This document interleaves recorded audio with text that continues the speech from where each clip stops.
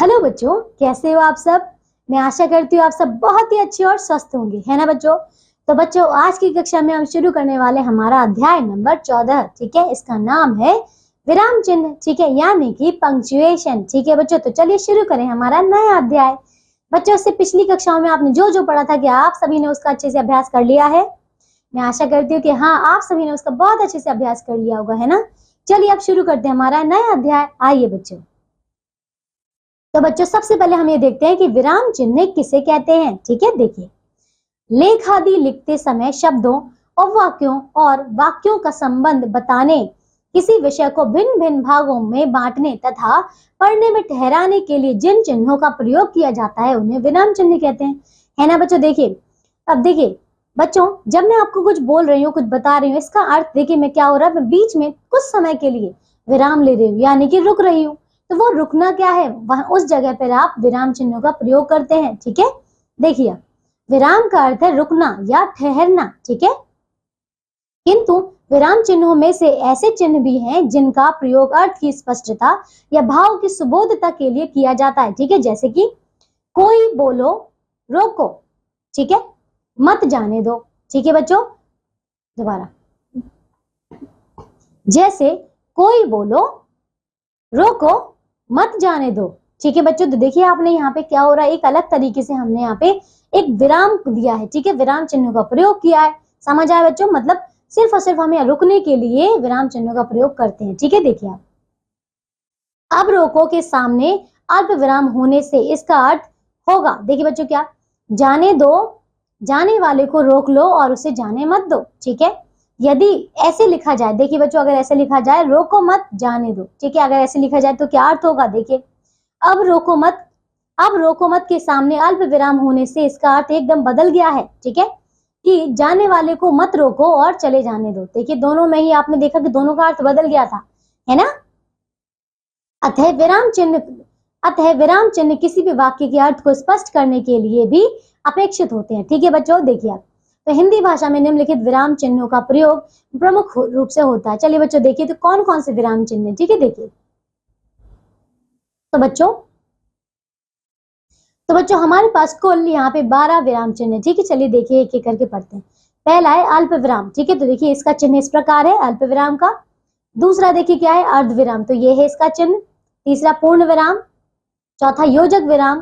पांचवा निर्देशक विराम, निर्देशक चिन्ह। ठीक है, छठा है विवरण चिन्ह, प्रश्न सूचक चिन्ह, विस्मयादि बोधक या संबोधन चिन्ह, उद्धरण चिन्ह, कोष्ठक चिन्ह, लोप चिन्ह या फिर अपूर्णता सूचक चिन्ह। ठीक है, और अगला है आखिरी क्या, संक्षेप सूचक चिन्ह। ठीक है बच्चों, बच्चों आप देख सकते हैं यहाँ पे किस प्रकार इनके चिन्ह बने गए हैं। ठीक है ना, आपको ये याद रखने, इनके चिन्ह भी याद रखने हैं। ठीक है, देखिए अब आगे बच्चों हम एक एक करके इन सभी के बारे में पढ़ेंगे। ठीक है, पहले है अल्प विराम। ठीक है, देखिए अल्प विराम का अर्थ है थोड़ा रुकना। ठीक है, तो देखिए यह हिंदी में सर्वाधिक प्रयोग में लाया जाता है। ठीक है, जैसे कि देखिए इसे इस प्रकार से प्रकट किया जाता है, इसका प्रयोग निम्नलिखित स्थितियों में होता है। चलिए बच्चों देखते हैं, यहाँ पे बहुत सारी स्थितियां दी गई हैं, आइए इन्हें पढ़ते हैं। पहला है देखिए, जब एक ही वाक्य में 3 या 3 से अधिक संज्ञा, क्रिया, विशेषण या क्रिया विशेषण आते हैं तो 2 या 2 से अधिक शब्दों के बीच अल्प विराम आता है। ठीक है, जैसे कि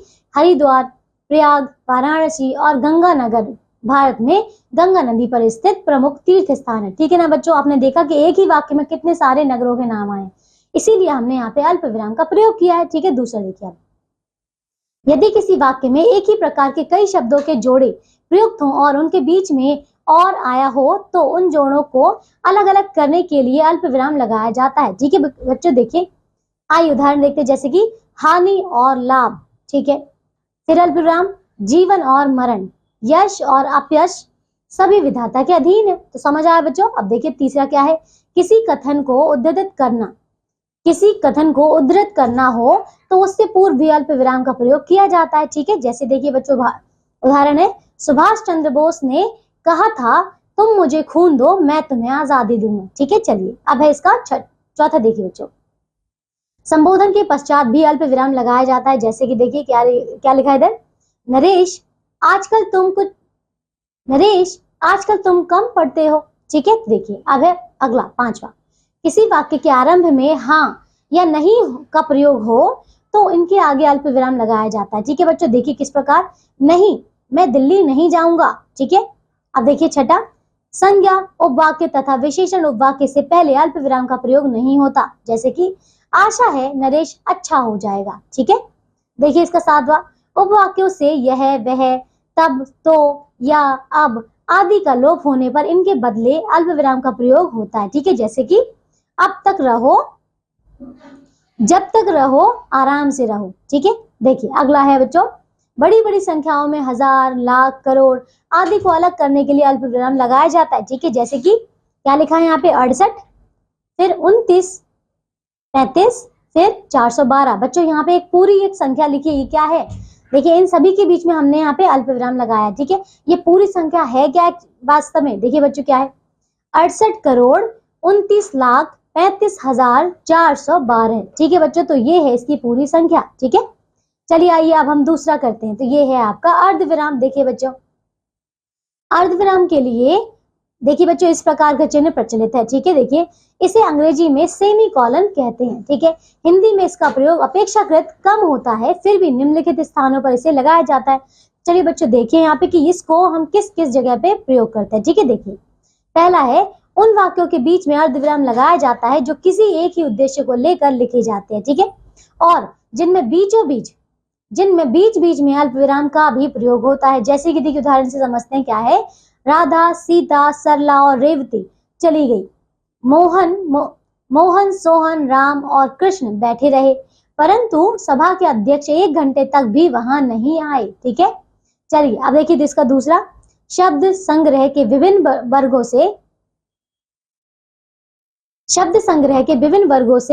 भेद दिखाने के लिए जहां, दोबारा बोलूंगी, शब्द संग्रह के विभिन्न वर्गों से भेद दिखाने के लिए वहां अर्धविराम का प्रयोग किया जाता है, जहां उन शब्दों के बीच में अल्प विराम रहता है, जैसे कि देखिए विधु, चंद्रमा, नीरज, पंकज, रवि, भास्कर, गिरी, पर्वत आदि। ठीक है बच्चों, चलिए अब आगे देखिए इसका तीसरा वाला कौन सा है, यदि 2 से अधिक प्रधान उपवाक्यों के लिए एक ही कर्ता का प्रयोग हुआ हो तो उसके बाद अर्धविराम का प्रयोग होता है, जैसे कि देखिए बच्चों, वह कहीं जाता है, कहीं बैठता है, कहीं रोता है, कभी खाता है।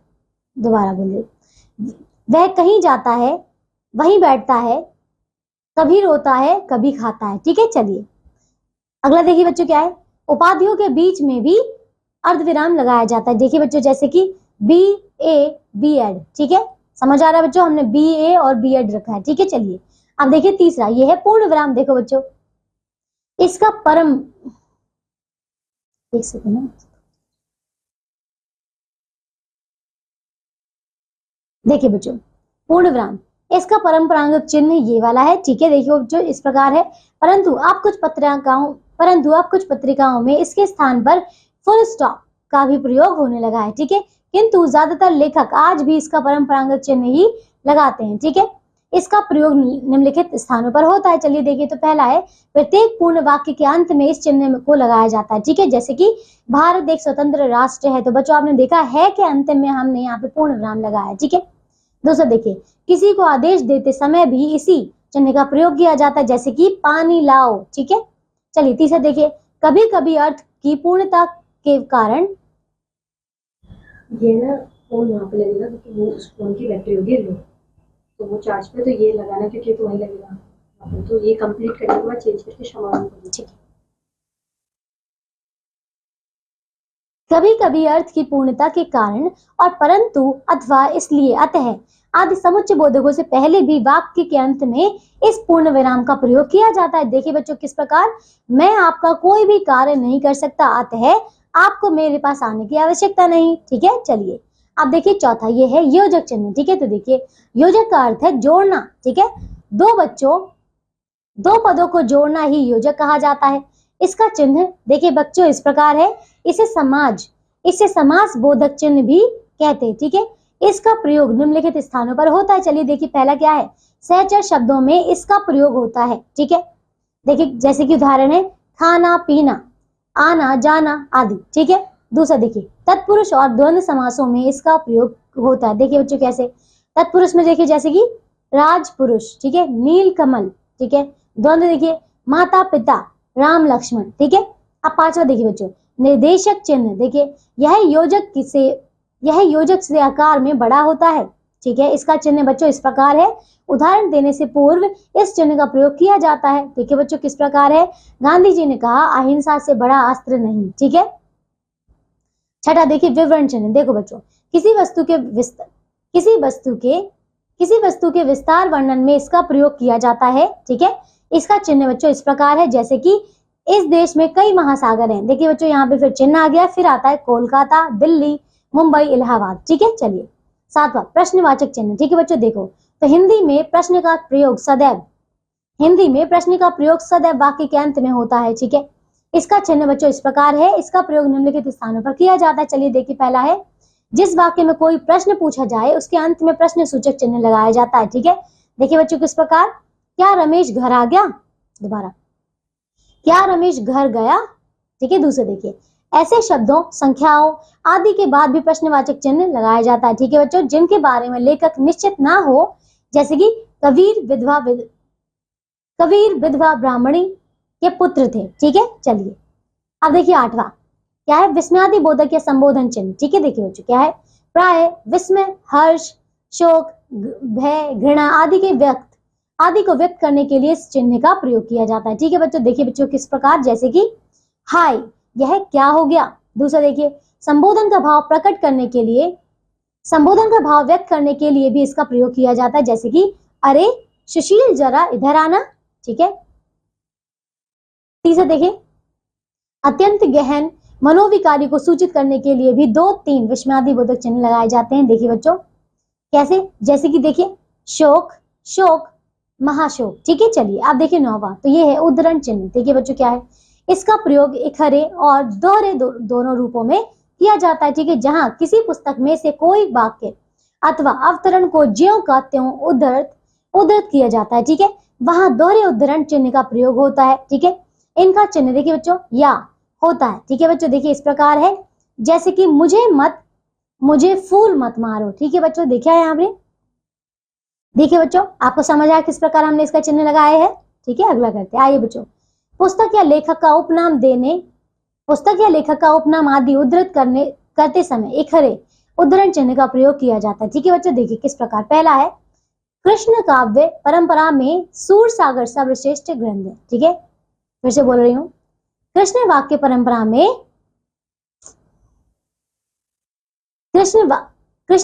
परंपरा में सूरसागर सर्वश्रेष्ठ ग्रंथ है, ठीक है। दूसरा देखिए, कवि रामधारी सिंह दिनकर, ठीक है। चलिए अब देखिए बच्चों, अब इसका 10वां कोष्टक चिन्ह।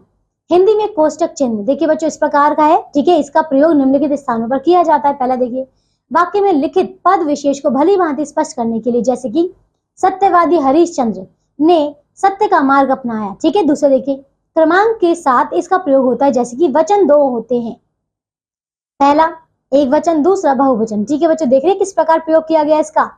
तीसरा देखिए, नाटकों में रंग संकेत देने के लिए अथवा पात्रों की मनोदशा बताने के लिए कोष्टकों का प्रयोग किया जाता है, जैसे कि देखिए राधा प्रस्थान करती है, स्वागत आदि, ठीक है बच्चों। चलिए अब है 11वां, यह है लोप चिन्ह या फिर अपूर्णता सूचक। देखिए बच्चों, वाक्य अनुच्छेद में कुछ अंश जोड़कर लिखना हो तो लोप चिन्ह का प्रयोग किया जाता है, जैसे कि सुरेश ने नरेश को डैश कहकर मारा है, ठीक है।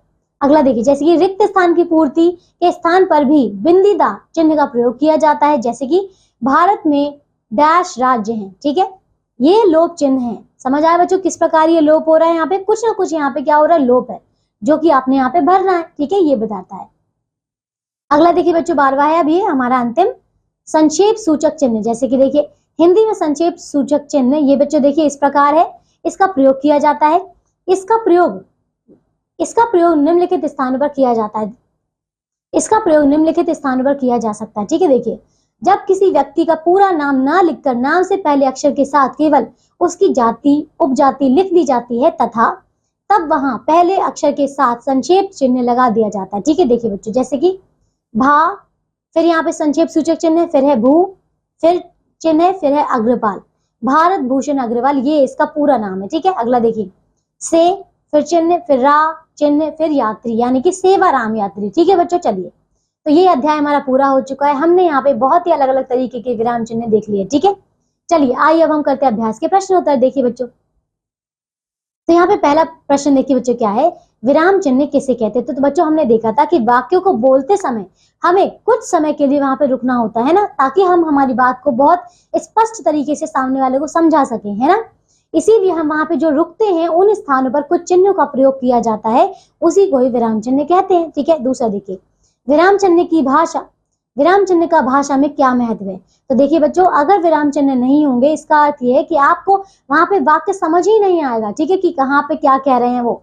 ठीक है, तो हमें वाक्य की स्पष्टता बताने के लिए, उसको सही तरीके से समझने के लिए हमें विराम चिन्हों की आवश्यकता होती है। ठीक है, तीसरा देखिए, प्रश्नवाचक चिन्ह का प्रयोग कब किया जाता है। बच्चों, जिस भी वाक्य में प्रश्न पूछा जाता है इसलिए हम वहां पे प्रश्नवाचक चिन्ह का प्रयोग करते हैं उसके अंतिम में। ठीक है, अब देखिए चौथा, अर्धविराम चिन्ह कितने प्रकार के होते हैं, है ना बच्चों। चलिए आइए मैं आपको दिखा देती हूँ अर्धविराम चिन्ह कितने प्रकार के होते हैं। देखिए बच्चों, कहाँ पे है ये देखिए बच्चों, ये है दूसरा।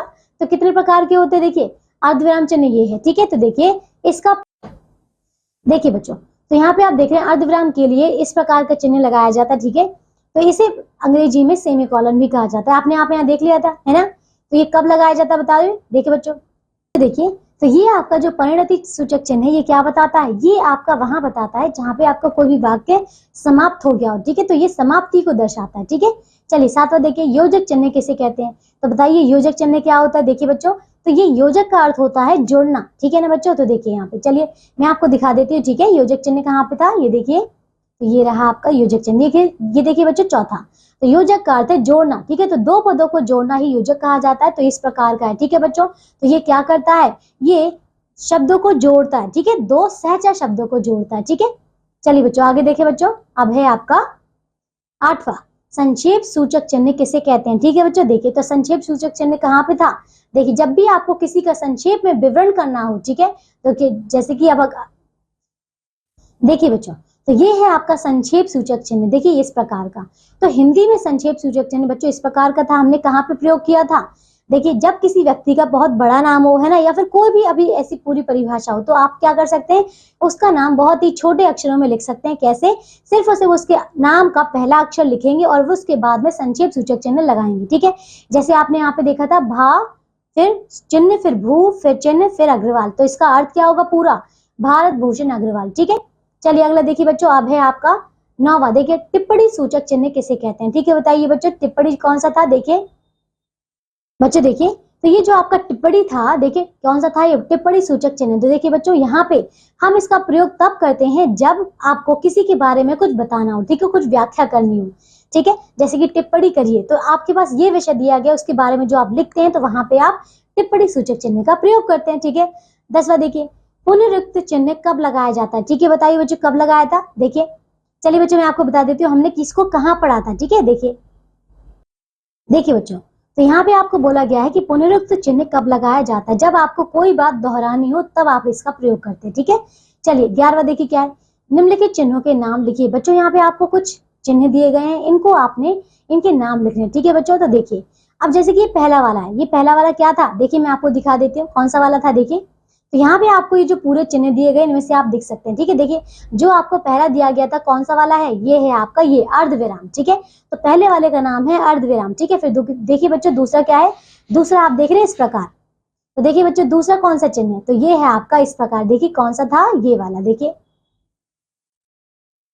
उद्धरण चिन्ह। ठीक है बच्चों, फिर आता है अगला तीसरा, ये देखिए ये आपका आखिरी वाला कौन सा, संक्षेप सूचक चिन्ह। ठीक है, फिर इसका आपका चौथा है कौन सा, ये वाला कोष्ठक चिन्ह, और ये आपका कौन सा है, अड़ा। देखिए अड़ा कौन सा बताइए, देखिए तो ये है आपका, देखिए कौन सा वाला है, देखिए बच्चों तो ये वाला है आपका कोलन। ठीक है, चलिए बच्चों इसका अंतिम प्रश्न क्या है, निम्नलिखित अवतरण में उपयुक्त स्थान पर विराम चिन्ह लगाइए। देखिए क्या लिखे, 12-13 वर्ष का बालक राम हाथ में दिया लिए ऊपर पहुंचता है। ठीक है, तो देखिए ठीक है बच्चों, इसमें आप क्या लगाना है, इसको आपने विराम चिन्ह लगाने। ठीक है, अभी ही उसे, अभी देखिए यहाँ पे जो आपका पहुंचता है ये पूरा हो गया वाक्य, तो यहाँ पे आप कौन सा लगाएंगे बताइए, यहाँ पे पूर्ण विराम लगाएंगे। ठीक है, फिर अभी ही उसने सीढ़ियां चढ़कर द्वार पर पहला कदम ही रखा है।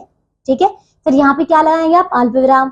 फिर सामने पीपल की टहनियां, उसकी खोटरियां उस सॉरी हाँ, उसकी कोठरिया की छत से लेकर इस छत की मुंडेर तक दीवार तक, देखिए तो ये मुंडेर तक दीवार तक, तो यहाँ पे आप कॉमा लगा सकते हैं, ठीक है, कॉमा क्या लगाएं, यहाँ पे आप अल्पविराम लगा सकते हैं, ठीक है।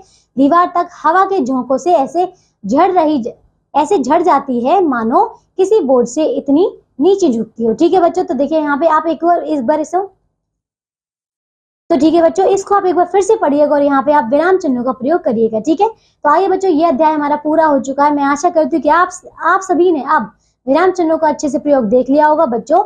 ऐसे कुछ और आप वाक्य देखिए, कुछ आप अनुच्छेद देख सकते हैं जिनमें आप विराम चिन्हों का प्रयोग देखिए, ठीक है।